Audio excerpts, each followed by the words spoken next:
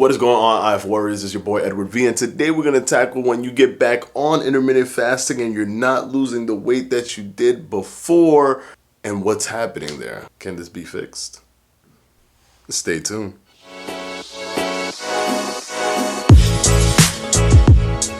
So I've gotten a lot of messages recently about people who have restarted their program of intermittent fasting, either OMAD or the warrior diet, or they do the 16-8, the lean gains, but they notice something peculiar.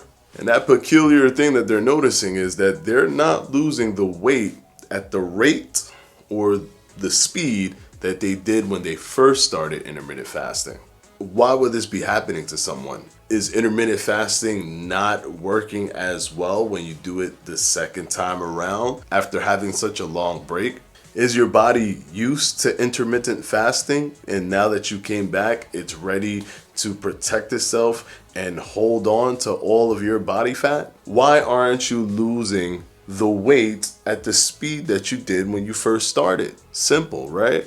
Now here's the thing, there's already issues with that question. For one, a lot of people focus so much on the weight loss, and I can't beat this dead horse enough. You can go through all of my videos, and I always tell you not to focus so much on the weight that's on the scale. That weight is important. It will tell you if you're losing weight, yes, but it won't tell you the full story. So if you're trying to lose the weight and you're trying to match one for one your first week of intermittent fasting or your second week of intermittent fasting when you first started to your new first week and your new second week, there might be some dynamics there at play that you're not taking into account. The water weight, the glycogen, all of those things that I've mentioned so many times in the past can be offsetting the weight that you're seeing on the scale. Now, one thing is for sure, when you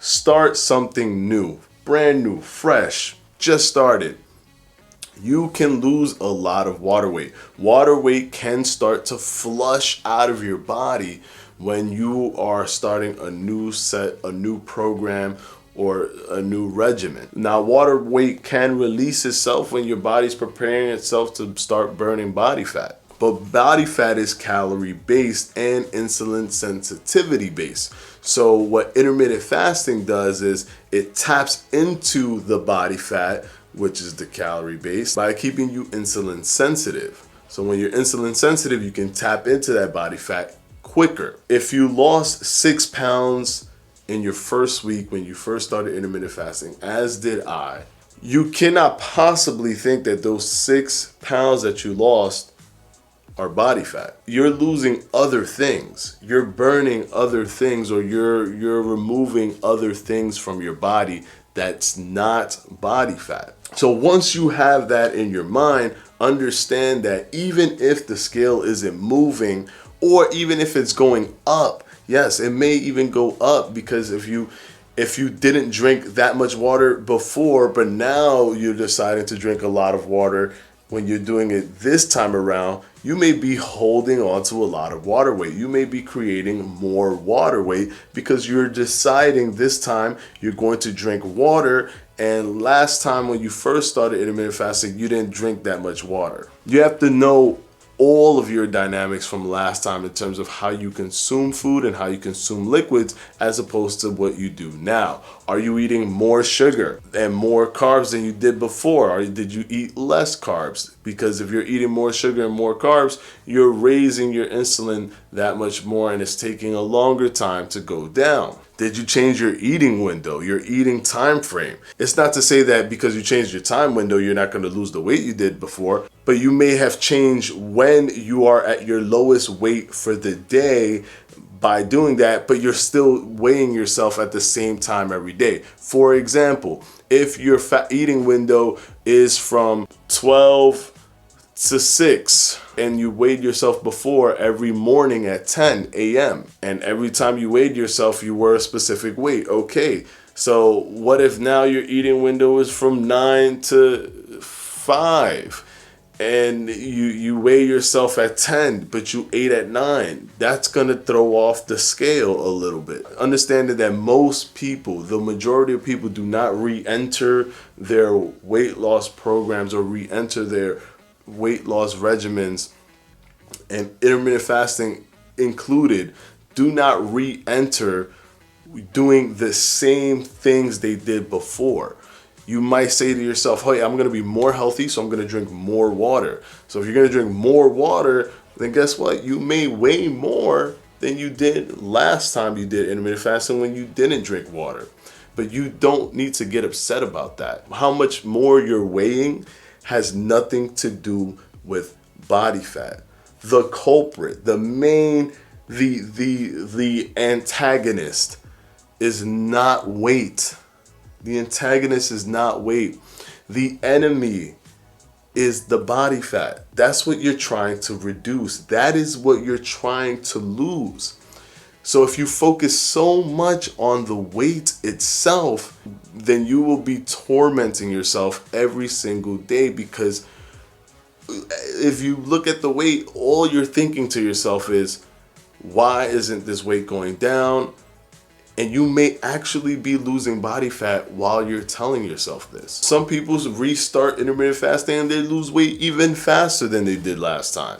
And that's because they may be drinking less water this time, or they may be washing out their water in their system much quicker because they've enhanced their cardio. If they do much more strength training, or they've gained a little bit more muscle than they did before, and their body has become more metabolic because of that.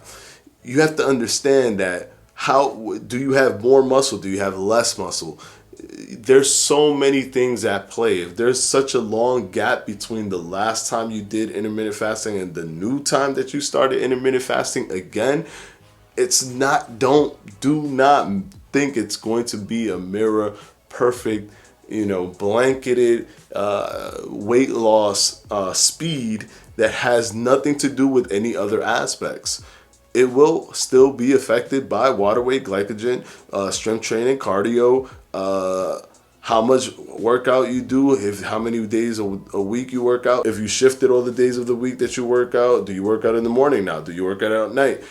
When you weigh yourself, those things will change the number on your scale and not make it exactly what it was before. But when you look in the mirror, do you feel smaller? Do you look smaller? If you kept it going, even with the weight going up and down and whatever it is, do you keep going lower? Do you keep looking slimmer? Do you feel slimmer when you put on clothes? Do you feel more comfortable? Does everything just slip on and just stay on your body much more comfortably, and doesn't feel like it's popping out, or you're popping out of your pants, or you're popping out of your shirt? Do you feel much more comfortable in your clothing? If so, screw the weight on the scale. Do not let the weight on the scale destroy you. I needed to make this video because I want people to understand that you cannot compare when you did intermittent fasting in the past to when you do intermittent fasting now. And if a week, 2 weeks, 3 weeks gone by and you gain a little weight here and there and then lost some, don't think that it's body fat only. Like, a lot of people look at the scale number and just say that that's body fat. There's nothing else on there that's body fat. It might be muscle, but I'm sure it's body fat. It's more than just body fat, and it's more than just muscle. It's a lot of other things that can be manipulating that scale. So hopefully this video has helped you guys understand that yes, intermittent fasting works, how it lowers your insulin. It creates the insulin sensitivity that you need to tap into the body fat that's trapped behind that insulin wall. Once you lower it, you get the body fat, you tap into it, so you reallocate the calories that you're taking from your body to produce the energy that you need for the day, using that body fat in which you open the gates by lowering your insulin. But the scale is going to tell you numbers based on water weight, glycogen, muscle, food in your belly, what time of day you're weighing yourself. So if you see all of these different things can control the scale. Thank you for watching this video, guys. If you have any other questions to any other videos that I've had in the past, I'll have one here. My subscribe button will be right here, and my jump rope will be right here, guys. You can go ahead and click it, go to the jump rope and purchase that. I've been able to negotiate a system where you guys can actually select the shipping. I do apologize for the whole shipping fiasco where the shipping was so high. Now the shipping has come under control, and it is a very reasonable price. It's all based on the shipping of where your location is. So you want to go ahead and click that. If you want the jump rope, if you still want the jump rope, it is available for you. So go ahead and click that. You can buy the jump rope, and I will see you on Sunday. Peace out.